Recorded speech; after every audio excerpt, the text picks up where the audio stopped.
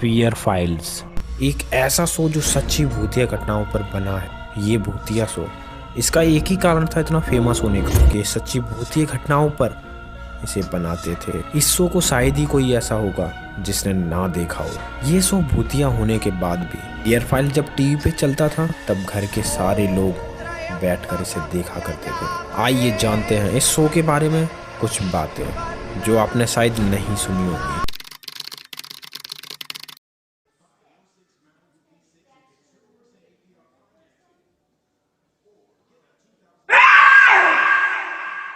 ये बात है तब की जब फियर फाइल्स के कुछ ही एपिसोड रिलीज हुए थे। तब एक एक्ट्रेस स्ट्रगल कर रही थी, उसे काम कहीं नहीं मिल रहा था, वो काम के लिए इधर उधर भटक रही थी। इस लड़की का नाम इशिता होता है। इशिता बहुत परेशान हो जाती है, वो रोज रोज ऑडिशन देने के लिए जाती है अगर उसे रिजेक्शन के अलावा और कुछ नहीं मिलता। इशिता को समझ आ जाता है कि यहाँ पे काम मिलना बहुत ही मुश्किल है। फिर उसे कोई समझाता है कि ऐसे करने से तेरा कुछ नहीं होगा, तू भागती रहेगी बस, तुझे काम नहीं मिलेगा।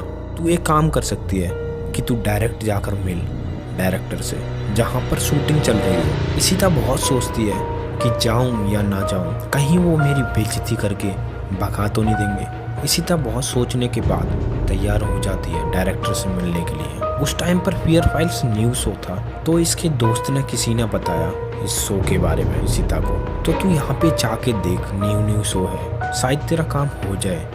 मगर ज़्यादातर इसकी शूटिंग रात में ही होती है, इसलिए तुझे रात में ही जाना पड़ेगा। इशिता बोलती है कि कोई नहीं, रात में ही तो जाना है, ऑटो पकड़ के चली जाऊंगी, अगर बात बनी तो ठीक है, नहीं तो कोई बात नहीं।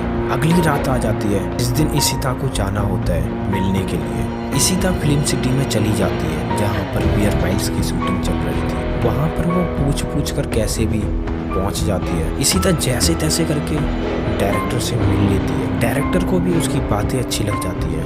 वो बोलता है कि तुम कुछ दिन काम देखो, फिर तुम्हें भी इस शो में काम करने का मौका देते हैं। इशिता बहुत खुश हो जाती है ये बात सुनकर। वहाँ का सारा काम खत्म हो जाता है, सब अपने अपने घर के लिए निकलने लगते हैं। सारे लोग निकल जाते हैं अपने घर के लिए, मगर इशिता वहीं खड़ी रह जाती है ऑटो का वेट करते करते। वहाँ पे बहुत रात हो जाती है, धीरे धीरे मौसम भी बिगड़ने लगता है। इशिता सोचती है कि अगर बारिश हो गई तो मैं पूरी रात यहीं पे फंसी रह जाऊंगी। वो वहाँ से पैदल निकलने का ही फैसला करती है।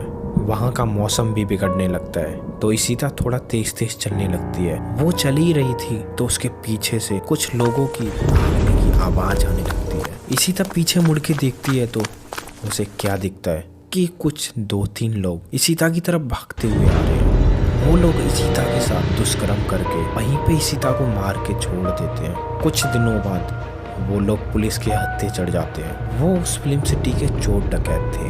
वो लोग ये काम और भी लोगों के साथ करते हुए आ रहे थे। पुलिस को फिर इशिता के बारे में भी पता चल जाता है। फिर वहाँ का माहौल थोड़ा बिगड़ने लगता है। कुछ दिनों बाद जहाँ पे फियर फाइल्स की शूटिंग चल रही थी वहाँ पे कुछ अजीब सा होने लगता है। सेट पे लोग बताते हैं कि वहाँ पे कुछ फील अजीब सा हो रहा है उनको। कभी ऐसा लगता है कि मेकअप रूम में कोई बैठा हुआ है। वहाँ काम करने वाले लोग बताते थे कि वहाँ पे कोई ऐसी लड़की आती थी जिसे कोई नहीं जानता था। कोई ऐसी शक्ति थी जो काम करना चाहती थी, उसकी कोई अधूरी इच्छा रह गई होगी। ये रियल स्टोरी आपको कैसी लगी? आपको पसंद आई तो लाइक करना ना भूलें।